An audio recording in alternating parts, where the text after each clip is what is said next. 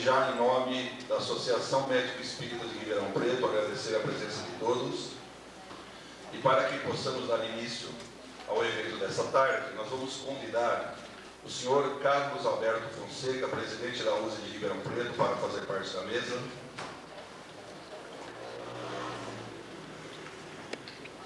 O Dr. Tácito Elias Esborlon, presidente da Associação Médica Espírita de Ribeirão Preto.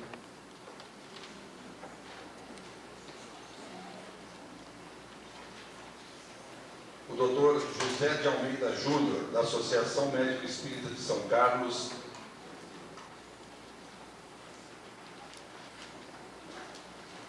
Dr. Vanderlei Felipe, da Associação Médico Espírita de Ribeirão Preto.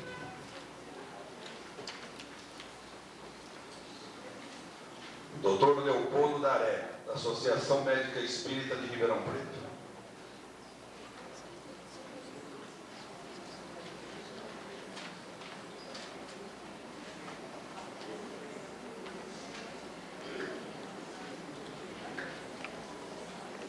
Para darmos início às atividades, nós vamos convidar o senhor Carlos Fonseca, presidente da USE, que fará uso da palavra.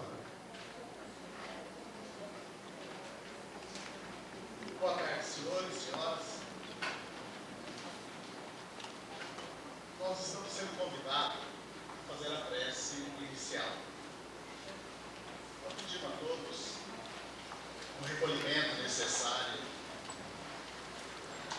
neste momento, a fim de que, nessa pequena reflexão, podemos aproveitar melhor esses instantes que a Associação Médico Espírita de Ribeirão Preto nos proporciona.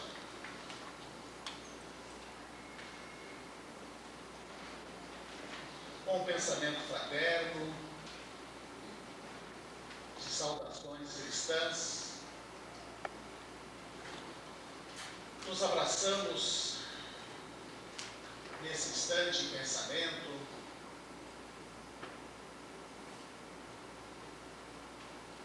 para que possamos entrelaçar os nossos corações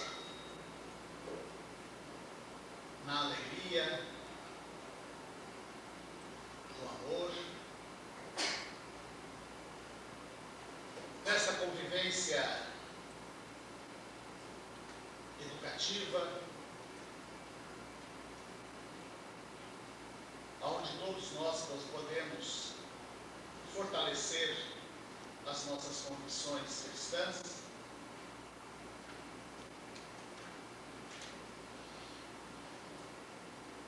ao longo das apresentações. Faço uma vibração amiga a todos aqueles que nos ligaram procurando um convite, para que eles possam, nesses instantes, receber também os benefícios fluídicos possíveis e permitidos pela bondade, pela sabedoria e pelo amor de Deus, bondade que orienta os nossos passos ao progresso natural, sabedoria que ilumina as nossas vidas, amor que alimenta as nossas almas na eternidade. E aproveitando este momento em que os médicos nos proporcionam, queremos lembrar também de todos aqueles que estão acometidos de algum mal físico ou espiritual,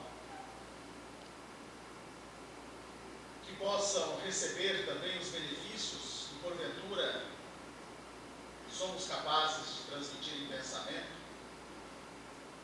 a fim de aliviar as suas dores, restabelecer suas esperanças de cura ou de equilíbrio emocional, a fim de terem uma vida saudável, como nós desejamos a todos nós.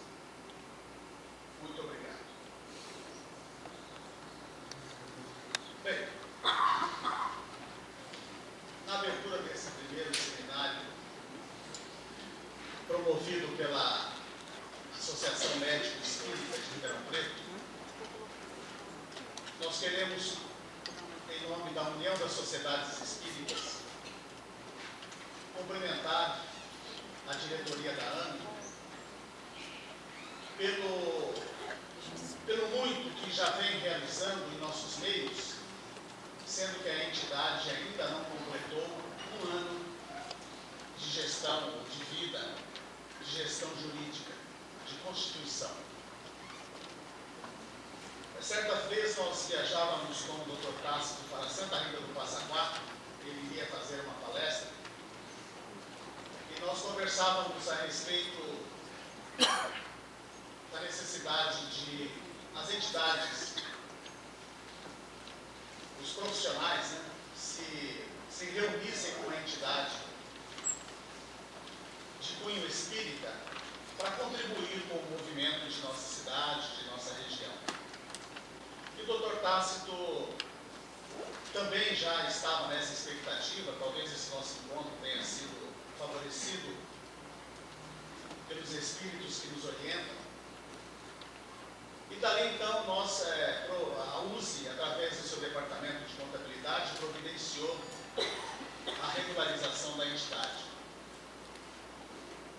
E a USE fez um ponto que hoje, pelos telefonemas que recebemos,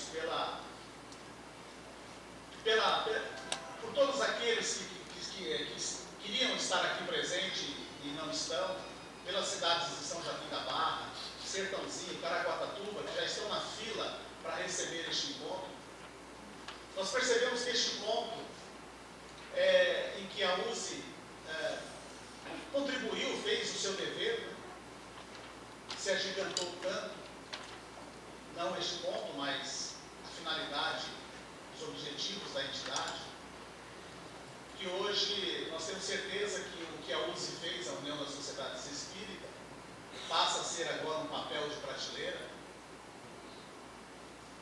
e já recebendo os benefícios que essa entidade poderá consagrar em Ribeirão, beneficiando a todos nós. Parabéns, Dr. Tássito, Vanderlei, Dr. Paulo, companheiro de São Carlos, e demais participantes da AME de Ribeirão Preto, de São Carlos, né? E o nosso muito obrigado.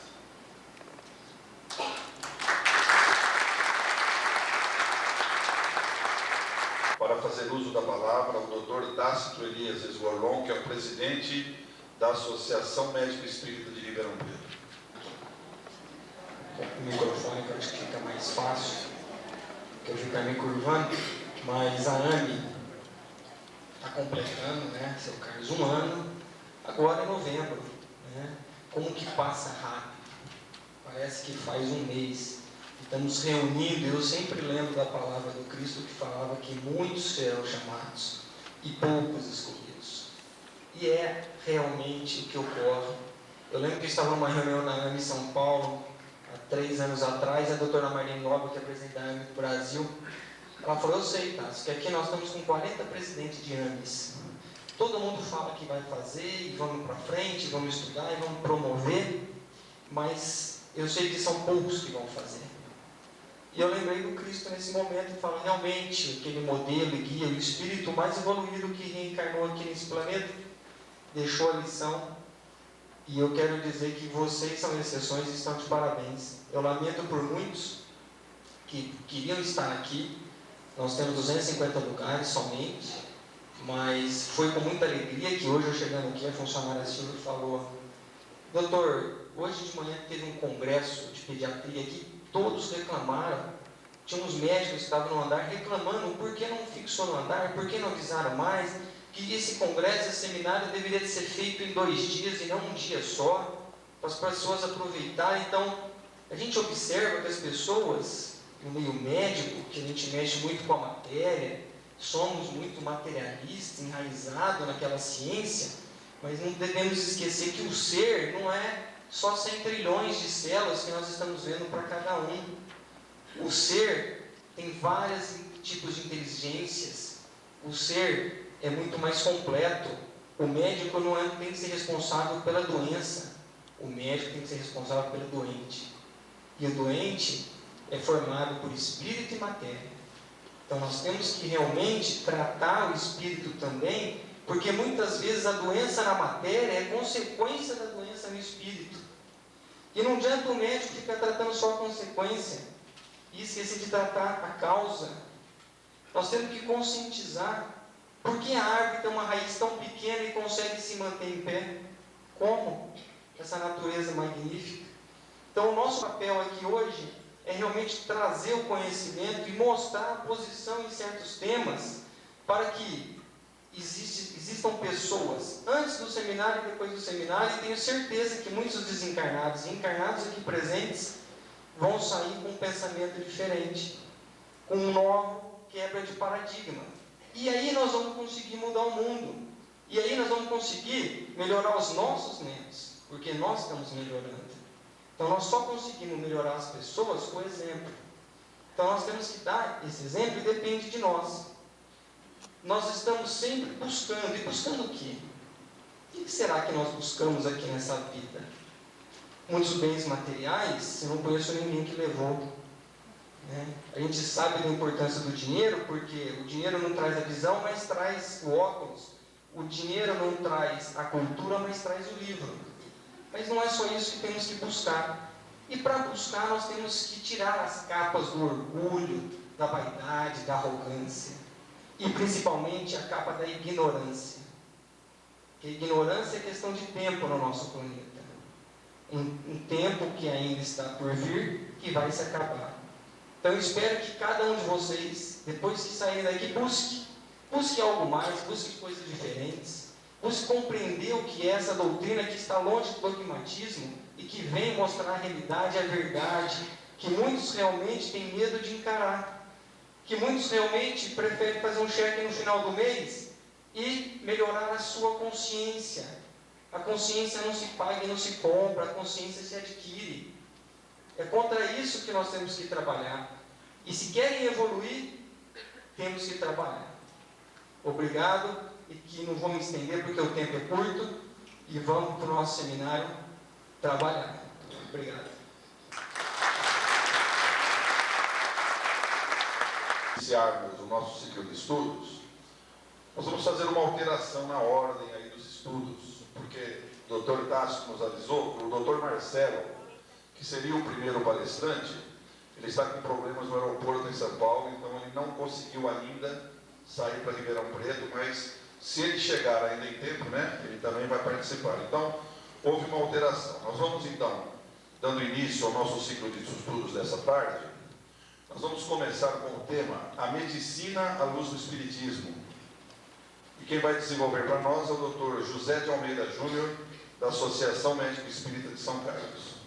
Com a satisfação de estarmos ganhando, não perdendo tempo, numa tarde de sábado, tudo aquilo que é importante e que a nossa encarnação, com as dificuldades que oferece, às vezes nos coloca em uma situação de difícil visualização daquilo que realmente importa. Como quando Jesus visita Lázaro, e Marta não se importa quando ele está lá visitando, e ele diz a ela, em voz muito clara, para ela se ater realmente àquilo que é de importância. Talvez o mesmo assunto deva-se a nós. Gente, eu agradeço em primeiro lugar ao presidente da USE, pelo convite, ao doutor Tácito, ao Léo, a iniciativa de todos vocês, para que nós possamos divulgar cada vez mais a doutrina espírita, e no particular, em relação à parte médica. Na parte médica, nós temos uma quantidade de pessoas ainda que é muito cética em relação a isso.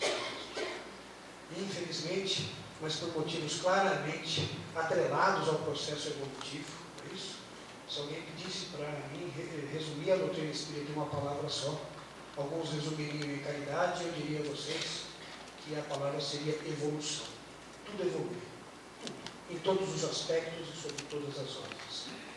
O processo evolutivo é que vai determinar, em última instância, aquilo que nós merecemos, inclusive dores, inclusive problemas, inclusive doenças. É que a nossa miopia evolutiva não nos permite enxergar isso no momento que estamos passando. É isso o momento que nos traz aqui na tarde de hoje. Vou me apresentar para vocês apenas rapidamente.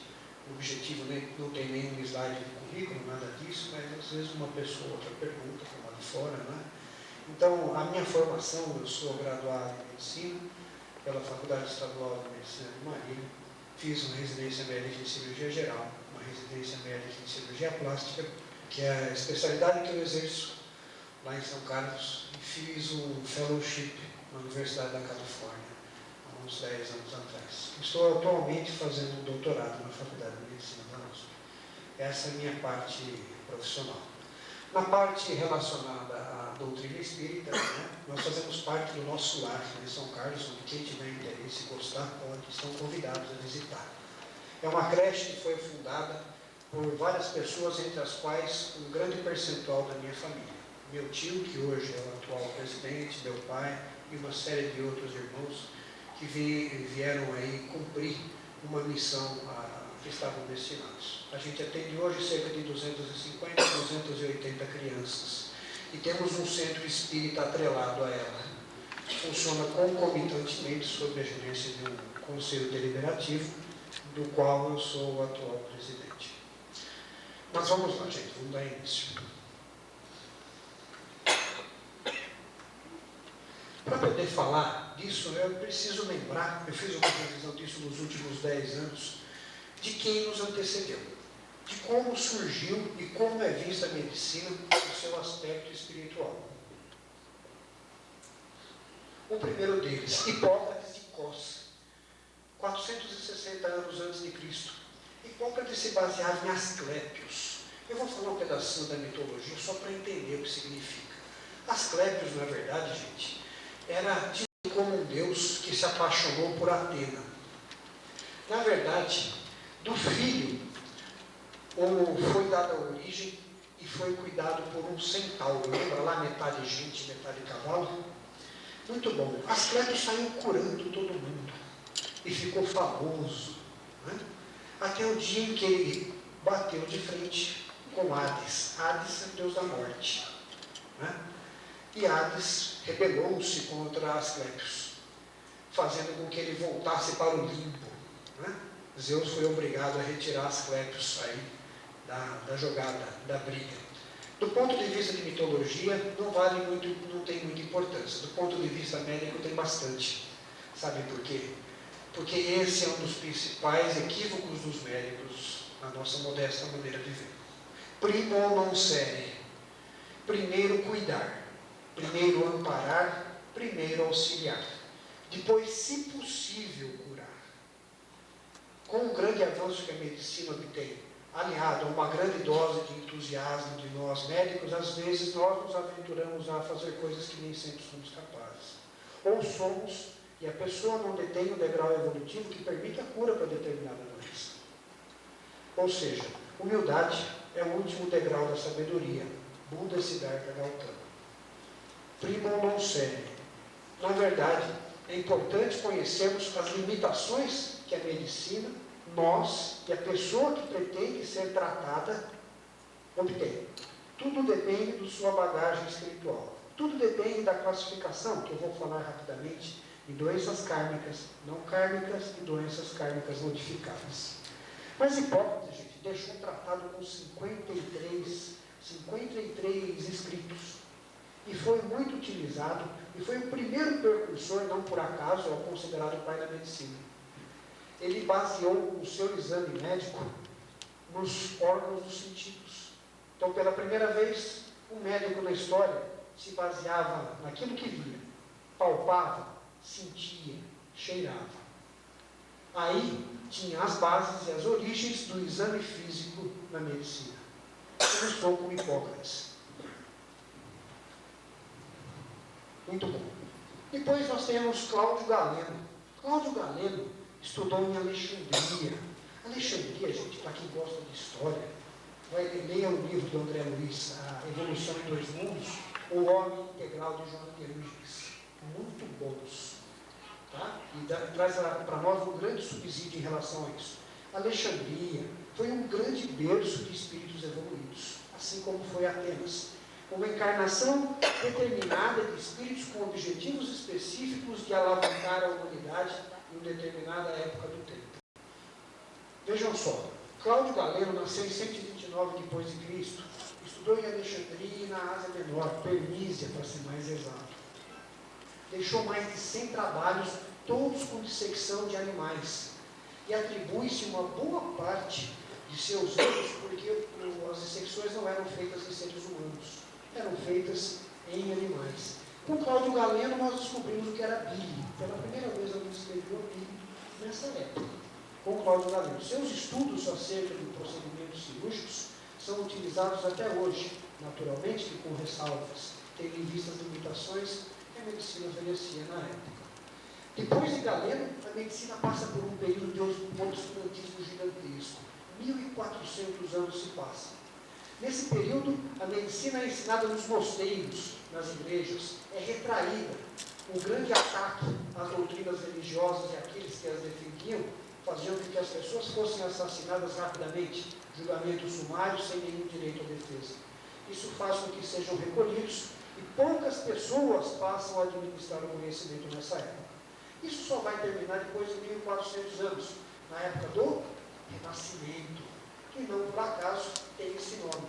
Uma época de luzes, onde espíritos reencarnam novamente e trazem como objetivo resgatar tudo aquilo que ficou guardado, trazer à tona e distribuir a ciência.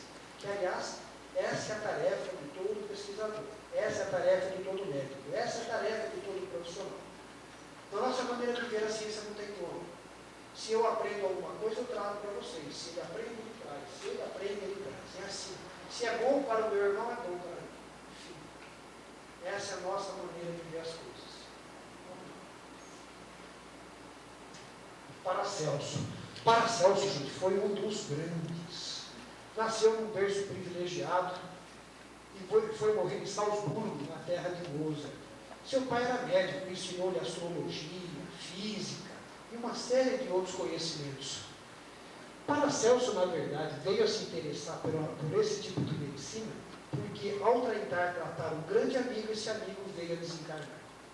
Isso lhe levou a uma depressão profunda, e até queria largar a medicina.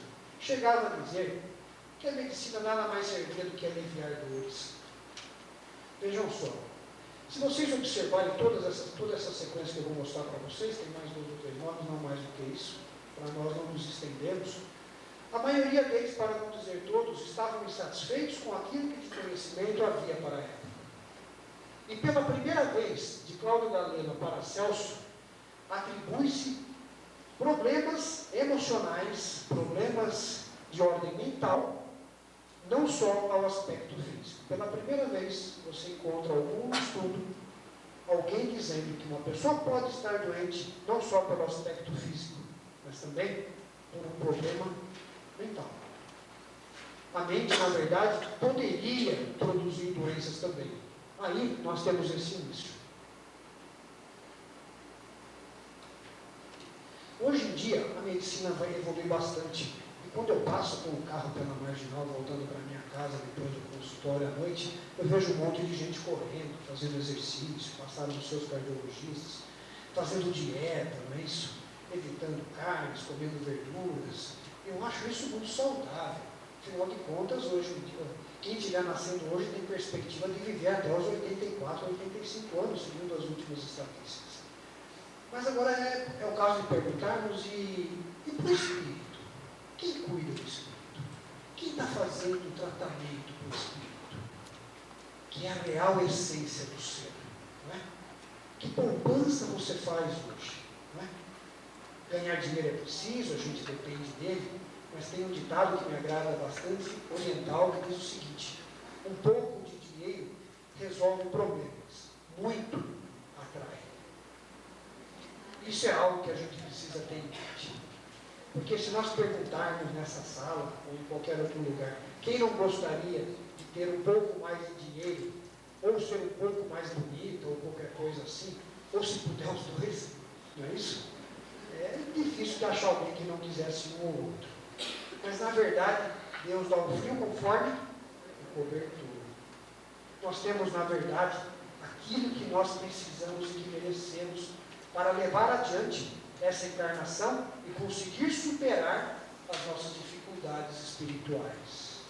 Não é proibido querer melhorar de vida, nem querer ficar mais bonito. O que é proibido é fazer disso um filho. Isso é proibido. Porque isso lhe afasta da real essência do espírito, do seu processo evolutivo. Rênio, está escrito errado ali, gente, está faltando um N, mas os colegas que fazem homeopatia conhecem ele. Samuel Hahnemann foi o precursor da homeopatia. E um espírito pesquisador muito perspicaz. Esse também foi um desiludido, porque também perdeu um amigo tratando com a medicina alopática, que nasceu com Cláudio Galeno, lá em 129 depois de Cristo.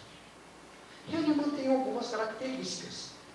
Ele resolve injetar em si próprio, deixar ser picado pelo mosquitinho que causava malária. E teve ela 6 vezes, quase morreu em 3. Febre terçã, febre quartã, tudo lá que nós aprendemos na faculdade, nos colégios, etc. Ele injetava em si próprio. O problema foi resolvido quando ele resolveu colocar menores doses em relação a todo tipo de agente causal. Ele chegou à conclusão que os homeopatas hoje usam com larga frequência, e nem todo médico alopata acredita, apesar de ser uma especialidade reconhecida pelo CFM, pelo Conselho Federal de Medicina, que na verdade a cura não estava necessariamente ou não só nas drogas que nós administrávamos, mas a cura estava dentro da própria pessoa. Na verdade, por isso a homeopatia prevê pequenas doses. E por isso você, teoricamente, pode tomar lá um vidro de homeopatia inadvertidamente. Claro que não intencionalmente. Porque, teoricamente, ela não vai lhe causar mal algum.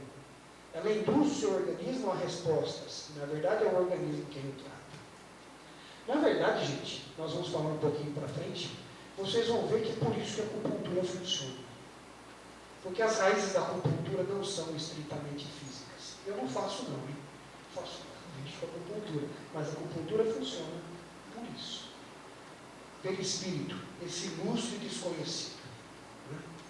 Vamos lá um pouquinho. O assunto tem bastante, eu vou ter que resumir. Nós tivemos Bach. Bach estudou na Universidade de Birmingham, no início do século, veio a falecer em 1912.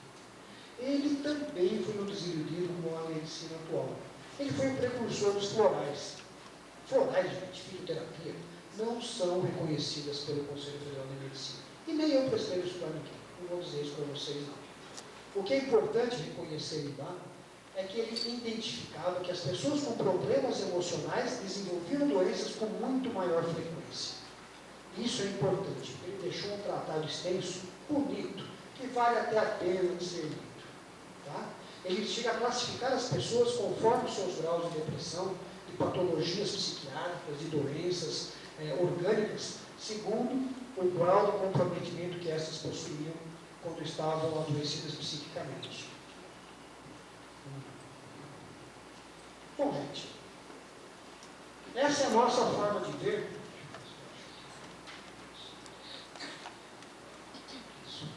como deve ser a forma de tratamento. Aspecto científico, doutrinário e evangélico.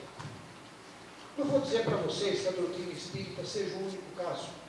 Acho importante que quem trate, quem se aventure a tratar, e se possível, quem almeje ser tratado, tenha conhecimentos básicos importantes, como o princípio reencarnatório. O princípio reencarnatório nos oferece base suficiente, e todos os espíritas sabem bem disso, para que nós não nos desesperemos ante o mal. O mal tem as suas razões, nós temos sim que saber superá-lo. É isso? Nós não devemos pedir cargas mais leves, e sim ombros mais fortes. É isso que nós aprendemos? Conhecimento científico importantíssimo. Corpo teórico, fundamentos, estruturas. Tudo aquilo que a medicina atual proporciona. Um bom médico tem que ser bem formado, tem que estudar, tem que procurar fazer as coisas direito. Tá ok? E aí vai um comentário importante. Porque é comum a gente encontrar no meio espírita, o espírita gosta de voar, gente. Gosta de voar. Ele tem os 2 pés no chão. Então é importante para a gente não atribuir tudo ao espiritismo. Tudo se resolve assim, ou tudo se faz assim, ou tudo vem assim. É necessário